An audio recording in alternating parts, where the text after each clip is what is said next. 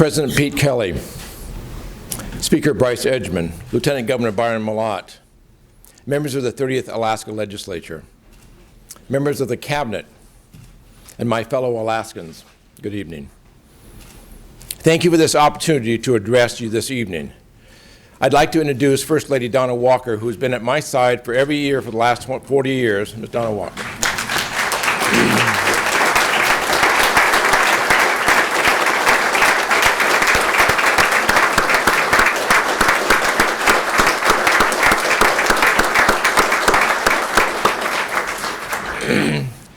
I would also like to introduce our daughter, Lindsay Hobson, who is here tonight.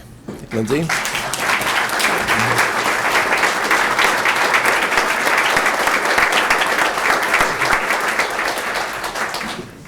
And it is also my distinct honor to introduce Lieutenant Governor Malott's First Lady, Tony Malott.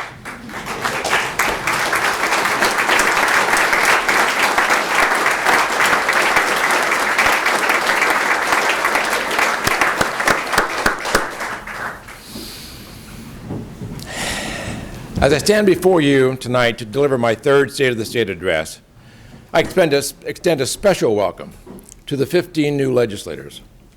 Thank you for stepping up to serve during a challenging but exciting chapter in the state's history.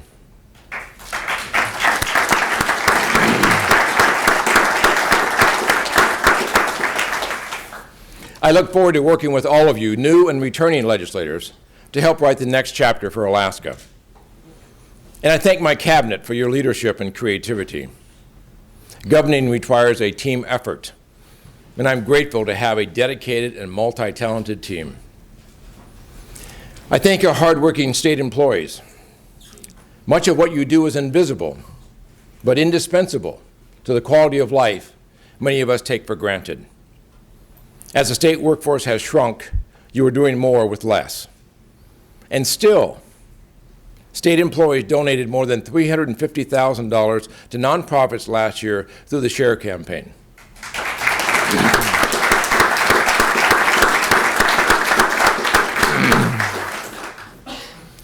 I am proud of your generosity and your service. And finally, I extend a heartfelt gratitude to all who reached out to me following my cancer diagnosis.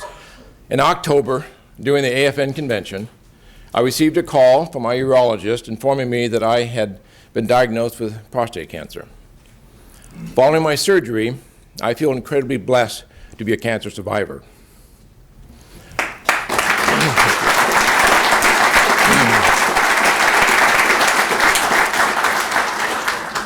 Donna and I have been blessed by the many well-wishers and prayers from across the state. I am fortunate that my cancer was diagnosed early through routine screening. I encourage all Alaskans to please get recommended screenings.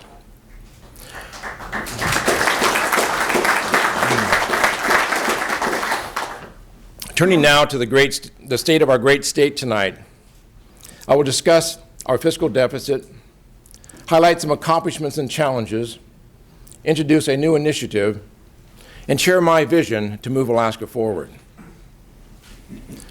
State revenues are down more than 80% from 4 years ago. During that period, we've cut the budget 44%. But we still face a $3 billion fiscal gap. There is some good news. Last year at this time, oil was at $26 a barrel. Today it is double that. New oil discoveries have the potential to stem the downturn in production. Last year, I told you about our work helping ConocoPhillips with some federal permitting challenges. I received a call last week from the president of ConocoPhillips Alaska. I was elated to hear and find they're finding the new NPRA with the potential to increase oil production by up to 100,000 barrels a day. Currently, oil production is about 500 barrels per day. Oil prices hover around $50 a barrel. It would take a price of over $100 a barrel for a long period of time to solve our fiscal problem. Or it would require tripling the flow of oil in the pipeline. Neither is expected anytime soon. Some say we've been here before. They say we should just wait it out. This philosophy, founded on hopes and dreams, not facts and reality. This philosophy has cost us nearly $13 billion from our limited savings over the past 4 years. These are dollars we will never see again. These are dollars that won't generate investment earnings, earnings that amount to hundreds of millions of dollars each year. We have nearly emptied our statutory budget reserve account. Next year's budget will virtually drain the constitutional budget reserve. Here's the hard truth. Denial doesn't make the problem go away. Hope doesn't pay the bills. We need to pass a plan to stabilize our fiscal future, and we need to do it now. Take it from the legislature's own financial expert, David Teal. Last summer he said, "Alaska is in the midst of the gravest fiscal crisis in state history." Mr. Teal is correct. Alaskans made it clear that before they will accept new revenues, major budget cuts were needed. My message to Alaskans is this: we heard you and we have acted. During my tenure, we have cut more than $1.7 billion in unrestricted general fund spending. We have reduced the capital budget by 80%. We are shrinking the footprint of government through shared administrative services, improved technology, and efficiencies. We've reduced executive branch travel by 41% in the past 2 years. We've given up lease space. Our court system statewide now shuts down on Fridays at noon. The Department of Health and Social Services has been cut by more than 13%. One result is that more than 2,000 Alaskan families will no longer get help to heat their homes. Crime rates are too high. The number of state troopers has decreased. By the end of this year, we will have closed 7 trooper posts, 6 health centers, 3 maintenance stations, 1 correctional facility, 2 youth detention facilities, multiple job centers, and a fire training facility. We are selling search and rescue aircraft and ferries. We are assessing whether it makes sense to sell other state assets. We are making sure that any project pencils out before we sink money into it. We've canceled projects that are too costly to build and too costly to maintain. We are strictly adhering to formula funding for education and tax credits. By this time next year, we will have reduced the state workforce by 3,000 state employees since I took office. That brings the workforce down to what it was 15 years ago. We are asking more of state employees. We have negotiated zero cost of living adjustments and labor agreements. State employees are taking unpaid furlough days and contributing more for health insurance. In short, we have made great strides to make government more efficient and accountable. I am proposing legislation to freeze the salaries of some state employees while we address our fiscal challenges.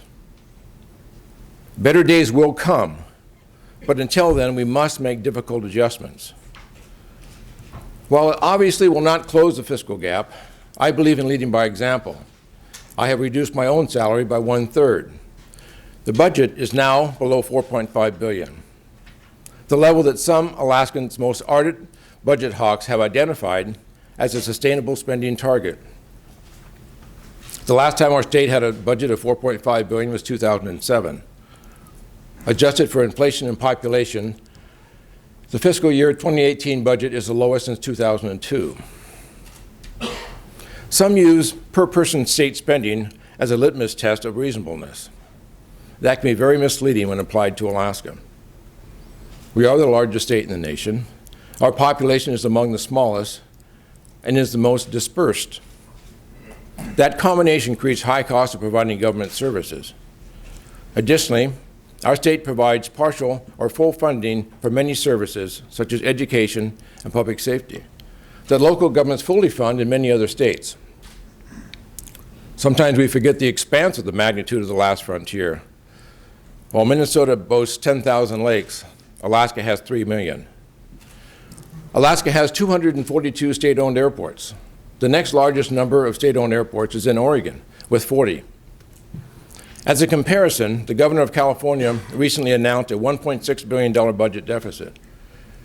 That equates to a deficit of about $40 per resident. Here in Alaska, we have a $3 billion anticipated deficit and a population of 730,000. That equates to a $4,000 per person deficit. We have a significant problem. In a recent town hall meeting in Wasilla, residents voiced grave concern over crime. Many wanted increased trooper presence. The head of the Alaska State Troopers, Colonel Jim Cockrell, did a good job explaining the impacts of ongoing budget cuts. We can't continue to cut the budget and expect to improve the situation. Alaskans deserve and are demanding better. It's not just public service that suffers. Our economy is at risk. Janet Weiss, president of BP Exploration in Alaska, recently told the Resource Development Council, not solving the fiscal imbalance increases uncertainty and exacerbates the problem. It is time to move forward beyond entrenched positions and work the problem. I couldn't agree more. It is time to work the problem. It's time to balance the books in a responsible and lasting way. It is time to increase revenue. We have the ability. We have industries that can support modest tax increases. We are the lowest taxed people in the nation. We have outside workers paying taxes to other states on their Alaskan earnings. We have a permanent fund that earns enough to help pay for a portion of state services and pay dividends in perpetuity if we structure it wisely. As we come closer to draining our readily available savings, our economy becomes increasingly uncertain. Uncertainty is the greatest threat to economic opportunity. Last year, I introduced 9 measures that together would have closed the fiscal gap in a sustainable way. Not one of those proposals passed, not a single one. Only the Permanent Fund Protection Act made it out of one chamber. I thank the Senate for having the courage to approve the bill.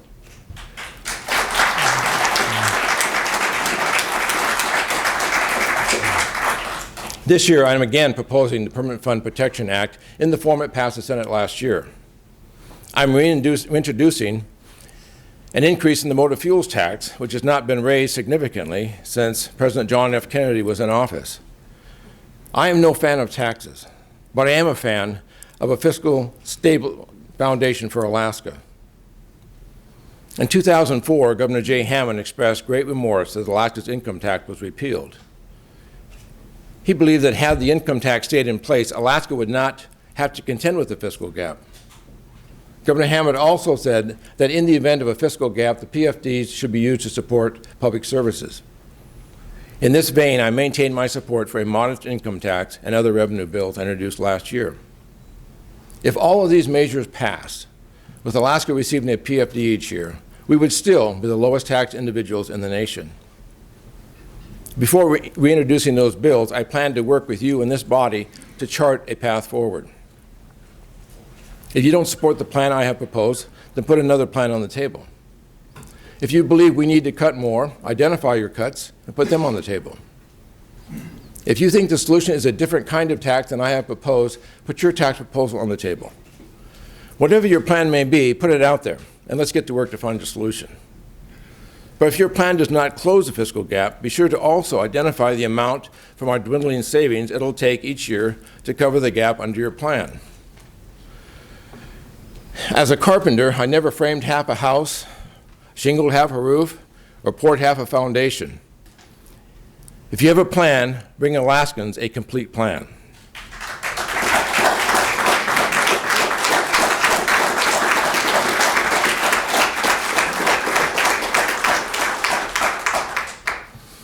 Last June, I faced an unprecedented decision as governor.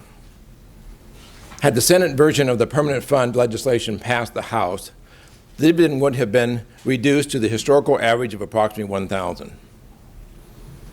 I made one of the hardest decisions of my life when I reduced the dividend payout without legislative action. The balance of the dividend payout was left in the reserve account to earn income for future payments. I know the significant impact that decision had on Alaskans across the state. If I did not feel it was absolutely necessary, believe me, I would not have done it.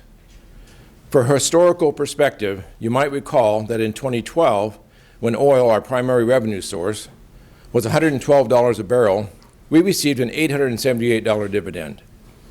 In 2013, when oil was $107 a barrel, we received a $900 dividend. And last year, when oil averaged $43 per barrel, Alaskans received a $1,022 dividend. After making that tough decision, I was approached by a gentleman who had worked in Governor Bill Egan's administration. He thanked me for making this unpopular but necessary decision. He said Governor Egan had also made a hard and very unpopular decision. When fish runs were crashing, Governor Egan drastically reduced fishing openers in order to rebuild the fisheries. The fisheries in the canneries suffered in the short run, and heavy opposition mounted. But eventually, the salmon runs began to turn around. In 2015, the catch was 260 million, a tenfold increase from Governor Egan's day. A pivotal reason for this is that Governor Egan demonstrated leadership. Rather than doing what was politically popular, he did the right thing for the salmon and the state. No one could have foreseen that oil would drop below $30 per barrel and that Alaska would be hit with the financial crisis we are in. When you're in a crisis, you use whatever options you have available to avoid disaster. I cannot solve Alaska's fiscal problems with my veto pen. It will take legislation to solve the problem. Only you have the power to pass legislation. You possess the power and the opportunity to solve our fiscal challenges. As I said last year, we were warned of this day. In 1976, Governor Hammond cautioned, if we did not change our ways, Alaska would arrive at this day of reckoning. He said, while the time to pay the piper may well be some 20 or 30 years away, if we continue to build a government funded primarily on one resource alone, what a terrible legacy we would leave our children. We must work together to advance a responsible plan to close the fiscal gap this year. While the fiscal gap has dominated much of the time and energy over the past year, together we've made progress in many areas and are working to overcome other challenges. Despite the cloud of uncertainty, we have seen some positive economic developments in this past year, and my administration continues to support and pursue economic diversification. Tourism is thriving with over 2 million visitors to the state last year. The tourism industry is working to create a tourism improvement district to provide marketing funds with less state support. I applaud their leadership and initiative. Our fisheries continue to provide a livelihood for thousands of Alaskans. Last summer, I celebrated the harvest of the 2 billionth salmon of the 133-year history of the Bristol Bay fishery. The fish was symbolic of the abundance and quality that is the basis of Alaska's subsistence, recreational, and commercial renewable resource economies. And it was delicious. In February, I established a mariculture task force to develop a shellfish and seaweed industry that is environmentally sound and respectful of traditional uses. A healthy construction industry is critical to Alaska's economy. This coming season, we will see over $500 million worth of construction projects already awarded. Another nearly $500 million will likely go to bid this year. While we have reduced state funding of construction projects, we are working hard to maximize federal dollars to bid-ready projects. This investment will employ hundreds of Alaskans in the construction industry. Our Alaska Native Claims Settlement Act corporations are an important economic engine. ANCSA corporations provide hundreds of millions of dollars in profits and shareholder dividends to Alaska. These corporations had worldwide operation. Stabilizing our fiscal house will help bring more of their investments home to Alaska. Agriculture has a strong potential to help diversify our economy and increase food security for Alaskans. Alaska has 43 farmers markets around the state, a threefold increase from 2004. If every Alaskan spent just $5 a week on Alaskan-grown products, that would translate to $188 million circulating through the Alaska economy every year. Mining continues to be an important employer in Alaska. This past year, we celebrated the 20th anniversary of the Fort Knox mine, which employs 650 Alaskans. This is a great example of local job creation through responsible resource development. Our timber industry has been in decline, mostly due to restrictive federal policy. we recently negotiated an agreement that allows the state to manage federal timber sales under state authority. This agreement will also offer the full allowable timber harvest in the Southeast state forest, and it will enable and support land exchanges that will diversify ownership of forests. In the oil patch this year, we celebrate the 40th anniversary of the Trans-Alaska Pipeline System amidst reason for optimism.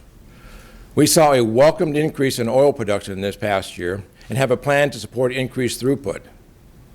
Last year, led by ExxonMobil, oil began to flow from Point Thompson. The most recent North Slope oil and gas lease sales, the biggest in a decade, demonstrated just how much resource potential in Alaska there is. The Department of Natural Resources continued to support Armstrong and Hillcorp as they work to bring their respective new developments online. In 2016, my administration took a new step by nominating both the Chukchi and Beaufort Seas for leasing. We did this to protect the state's long-term interest in that region. We have new opportunities with the new administration in D.C. to secure access to the coastal region of ANWR, also called the 1002 region. This region represents just 8% of the refuge and is adjacent to the new infrastructure at Point Thompson. Here we sit with a 3/4 empty oil pipeline within 50 miles of an estimated 10 billion barrel oil reserve. If the outgoing administration could see fit to allow offshore drilling, surely the incoming administration will see the wisdom of allowing onshore drilling in this area.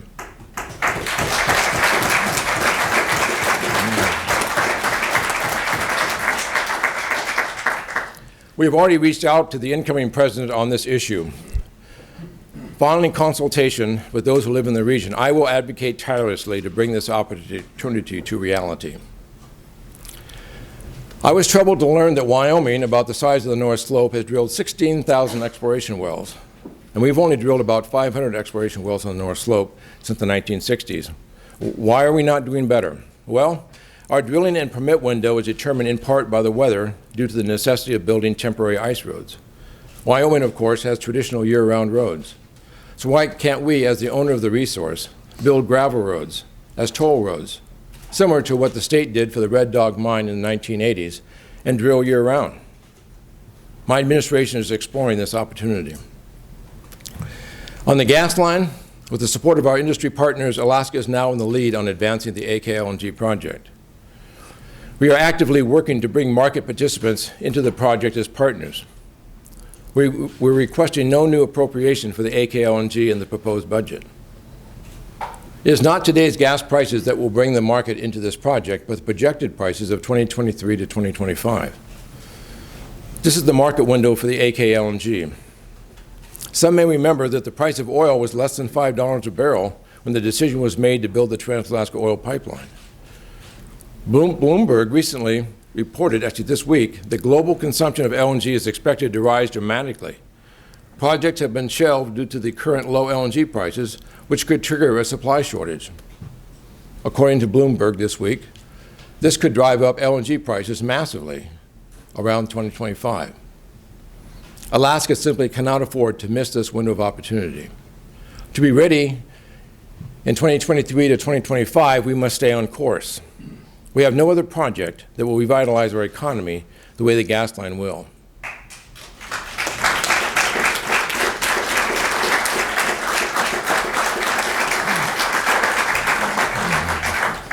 I want to assure Alaskans that the LNG project will be financed by long-term purchase commitments from LNG buyers, not from the Permanent Fund. It will not be pursued at all costs. It will only be pursued if it has long-term customers. In addition to economic development in 2016, we made progress in many other areas. A new agreement allows Alaskans to have more say in permitting of Canadian projects that impact Alaska waters. I thank the Transbounding Working Group and Lieutenant Governor Byron Mallott for their work on this critical effort. And I thank the British Columbia government for recognizing the responsibility to clean up the old Tulsaquah Chief mine. Water doesn't recognize political borders. I am committed to protecting our waters and rich resources that they support. Last year, we saw several victories for our state sovereignty. The Supreme Court ruled in our favor in the case of Sturgeon versus Frost.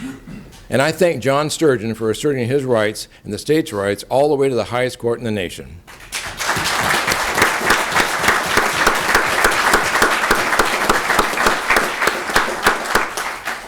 The state also had a significant win in the Mosquito Fork case. The federal government ultimately disclaimed its interest and gave the waterway to the state. In addition, the court held that the federal government owed Alaska more than $500,000 in attorney's fees for bringing frivolous claims. Last week, we filed suit challenging the National Park Service's regulation that attempt to prohibit certain hunting methods on national wildlife and refuge and preserves. Last summer, I visited King Cove. I heard many stories of distress and endangerment due to the lack of year-round access to emergency services. An 11-mile, one-lane gravel road could connect King Cove to an all-weather airport in Cold Bay. That 11-mile road would mean the difference between life and death. I applaud our congressional delegation for introducing legislation that will finally allow us to build this short but life-saving road. I offer my full support.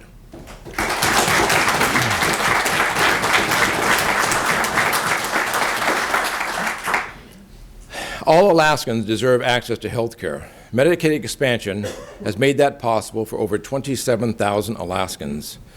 Many have told me how Medicaid expansion improved or saved their life. Let me just share one of those stories. During the AFN convention in Fairbanks in October, Lieutenant Governor Malott and I took our first ladies to dinner at the Bellata, and as I got up during my dinner and walked past the piano player, and he motioned me over and he said, I'd like to play whatever song you'd like me to play. And I said, well, why is that? He said, because I'm here because of Medicaid expansion. He said, I had a life-threatening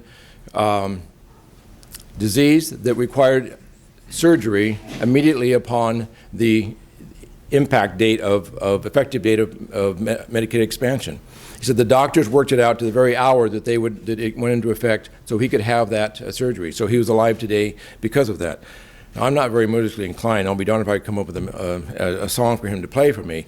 But he was very appreciative, and that's one of many. I've heard many places I've gone, many places where you've gone, you've heard how Alaskans have been, their lives have been improved as a result of that. So it's encounters like this that remind each of us that behind each number is a person whose struggles have been lessened or whose life has been spared. Medicaid expansion has also brought more than $316 million in new federal dollars to the state and has enabled us to reduce state spending by more than $15 million. At the same time, we need to rein in the cost of Medicaid. Thank you for passing the Medicaid reform bill last year. It is designed to reduce costs while ensuring vulnerable Alaskans receive the care they need. We must also address the broader challenge of escalating health costs. There is no easy solution, but we are aggressively looking into all available options. Turning to education, Alaska has long ranked in the bottom tier of the nation in student education achievement and graduation rates. We must do a better job of preparing our youth for the challenges of the future. To meet this challenge, we need to rethink our entire system of public education.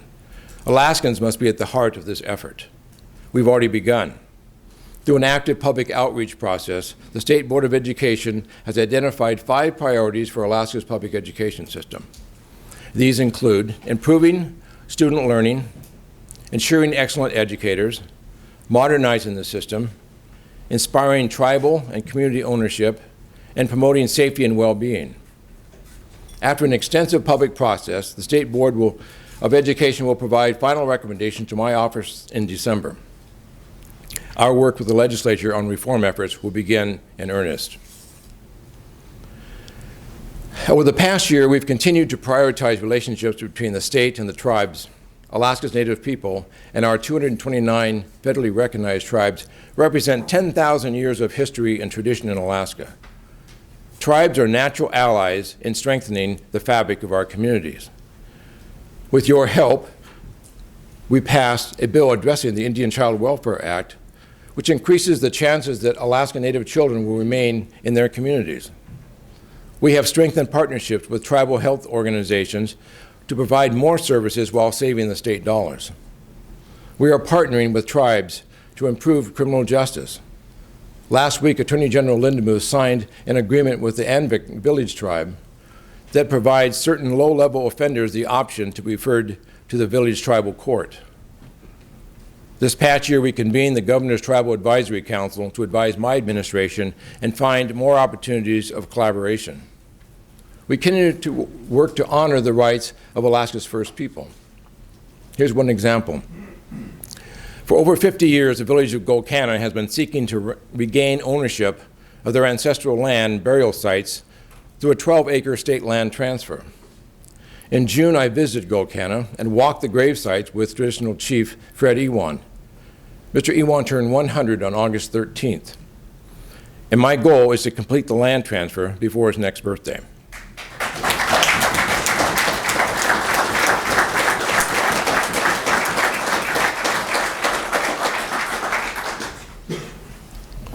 This year saw several noteworthy military accomplishments. I cheered your passage of the Alaska Military Code of Justice, restoring trust, transparency, and discipline within the National Guard has been a major priority of my administration. This bipartisan legislation is an important piece of that effort. In addition to our financial crisis, we must commit ourselves to resolving some of the state's other urgent issues. An extreme challenge we face in Alaska is the opioid epidemic.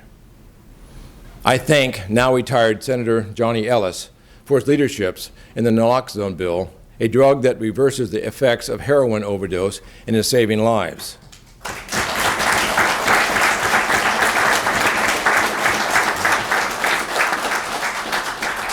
But it is not enough. The unfolding tragedy of Alaska's heroin epidemic is ruining the lives of too many Alaskans. It's breaking families apart, it's driving up crime. Tonight, I offer 5 steps to reduce the toll of this epidemic. First, limit the amount of opioids a doctor can prescribe, with some exceptions. Second, strengthen the prescription drug monitoring program to prevent patients from pill shopping and identify providers who are overprescribing opioids. Third, give regulatory authority to classify illicit opioids as controlled substances as they emerge. Fourth, restrict the transport of illegal opioids and heroin into our rural communities with improved screening and enforcement measures. Fifth, require licensed healthcare providers to complete opioid addiction education as part of their continuing education requirements. This proposal was based on the good work of the Alaska Opioid Task Force. I will work to refine this plan with lawmakers, the medical community, and the public. I look forward to working with you to put an end to this needless suffering and loss wrought by heroin and opioids. It cannot wait.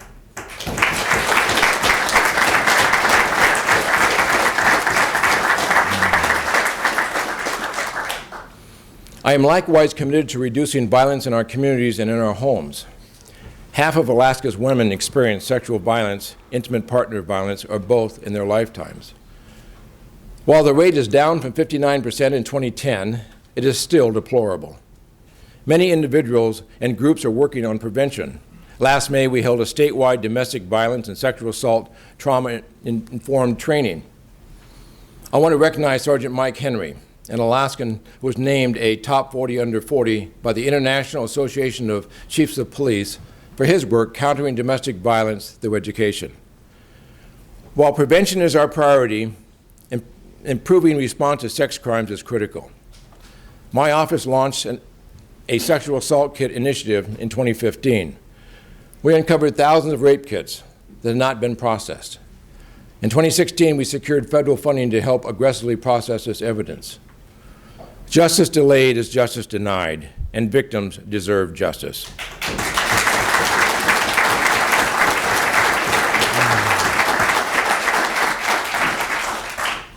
Turning to climate change, Alaskans have known for some time that our landscape is changing at an accelerating pace.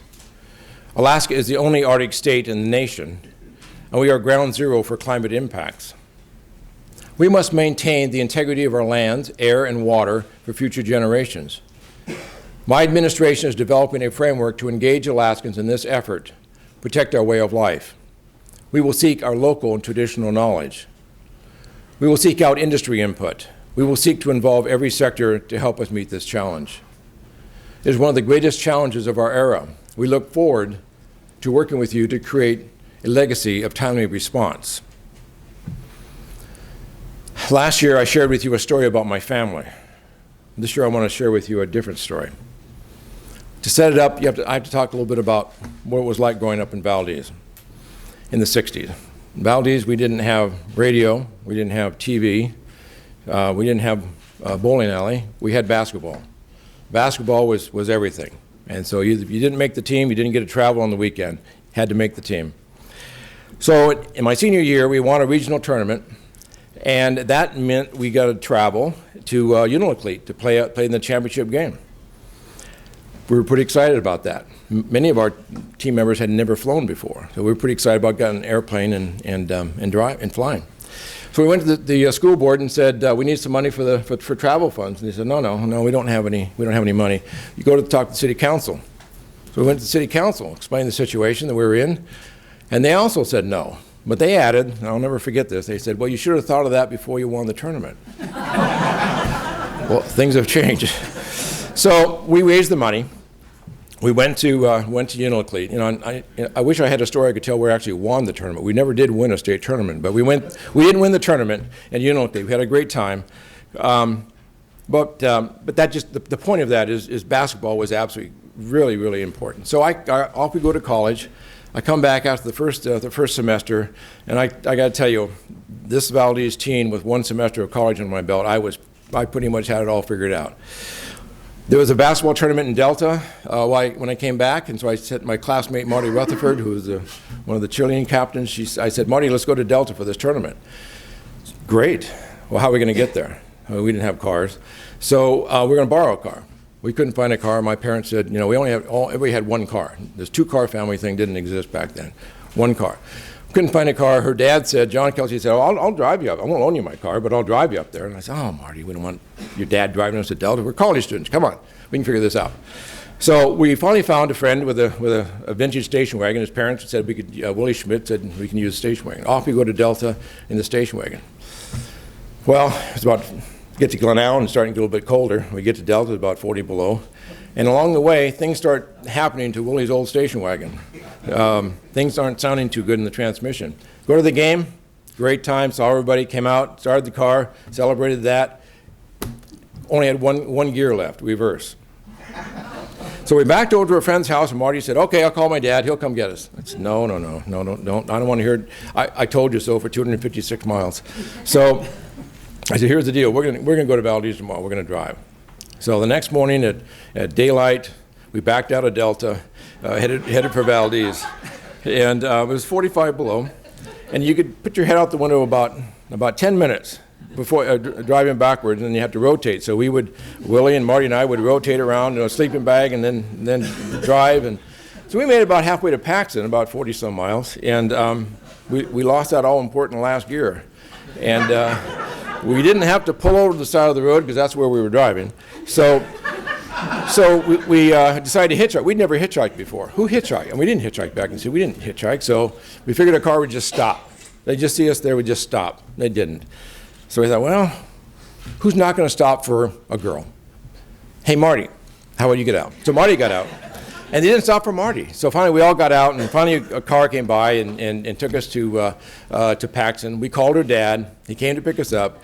And, you know, to John Kelsey's credit, he never once said, I told you so, in that entire trip back.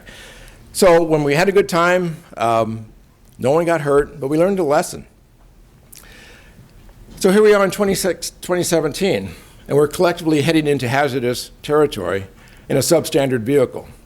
We're draining our budget reserve at a rate of $8.2 million a day. That equates to $350,000 every hour of every day with no clear plan to replenish the money. You know, it occurs to me that there are some lessons from my ill-fated trip to Delta, lessons that not only for my own life, but for Alaska. First, pay attention to those with wisdom and experience. They just might have something to teach us. Second, don't expect one person to stand out in the cold and work the problem. Solving problems takes a team. Third, the time to make a new plan is before you lose your last gear or your last dollar. Don't ignore the warning signs. Finally, face your challenges head on. You can't go backwards and expect to get where you want to go. Last year's failure to act on a fiscal plan means we have only 1 year left of savings outside the permanent fund earnings reserve. We are losing options as surely as Willie's old station wagon was losing gears. Last year I said it was only a crisis if we didn't act, and we didn't act. Now we have a crisis on our hands. It is critical that we embrace compromise and demonstrate true leadership as we work together to pass a comprehensive solution this year. Governor Wally Hickel said, "Where people see action, they see hope." Let us act to move Alaska forward to better days. And yes, there are many reasons for hope. A new legislature means a new opportunity, new ideas, and new dialogue. We have the tools to solve these challenges. We have the wealth. We have the capacity. We just need the will. Now is not the time to see who will blink first. Now is the time to open our eyes wide to the kind of future Alaskans want and deserve. Let me share with you my vision for Alaska's future. I envision an Alaska with the lowest rates of domestic violence and sexual assault and the highest rates of high school graduation and employment. An Alaska where our youth have hope for their future and turn to training and education, not drugs, alcohol, and suicide. In Alaska, where the workforce is made up of 100% Alaskans, where the shift workers commute from Minto, not Mississippi. In Alaska, with thousands of new value-added jobs, let's start exporting finished products rather than raw materials. I envision an Alaska boasting the lowest cost of energy, not the highest. In Alaska, where the cost of health care is not out of reach for small businesses and individuals. In Alaska, where we set the standard for environmental stewardship and responsible resource development. In Alaska, where local governments have the authority and resources to meet their communities' needs. In Alaska, where educational funding is not a cliffhanger each year and teachers don't get pink slips every spring.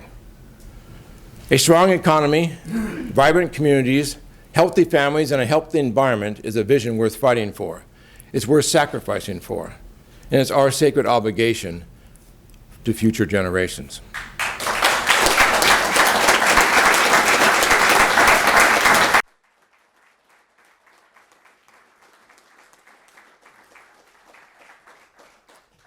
I have talked a lot tonight about our challenges. The challenges are many, but the rewards are even greater.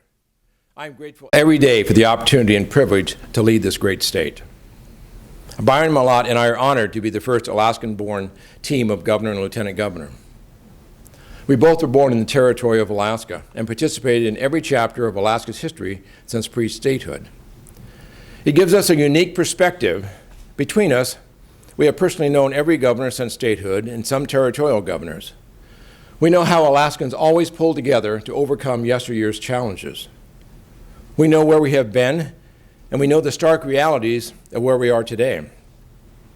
But we also know the course to a bright and robust tomorrow requires moving beyond entrenched position. It requires working the problem. Last year I talked about a photograph called Pulling Together that I received as a gift from the lieutenant governor. It depicts a group of Alaskans standing by a rope in a muddy stream in Metlakatla, ready to pool their strength to uproot a giant stump. Now, the stump itself is out of view. It's the people that make the photo so powerful. Over the past year, I've been heartened by the many Alaskans who have asked, where's my place on the rope? Many of you in this room have been pulling on that rope. Those of you who are new to this body, thank you for stepping forward to grab a hold of the rope. We are so much stronger when we pool our might for the good of our state. Tonight, I encourage all of you and all Alaskans to help pull Alaska forward. In closing, I want to express my appreciation to the uniformed women and men who serve Alaskans at all levels of government. When you see a fire or hear gunshots, you run towards the threat. Your courage inspires me to continue facing Alaska's challenges head on. It is our duty. It is what we were elected to do. I think especially of the Fairbanks Police Sergeant Alan Brandt, a devoted father, husband, and man of God, who was killed in the line of duty last year. I think of my hospital visit a few months ago with Anchorage police officer Arn Salau, whose bold, selfless actions ended a serial killer's reign of terror.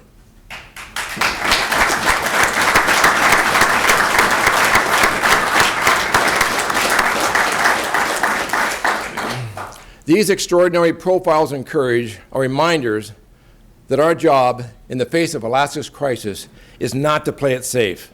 We must find the courage and the grit to run towards the threat and face it head on. Together we can move Alaska forward. Together we can bring Alaska to a place of stability and prosperity. Together we can work the problem. Thank you for your service to this extraordinary state we are privileged to call home. May we be part of what God is blessing as we work the problem and pursue the opportunities this session.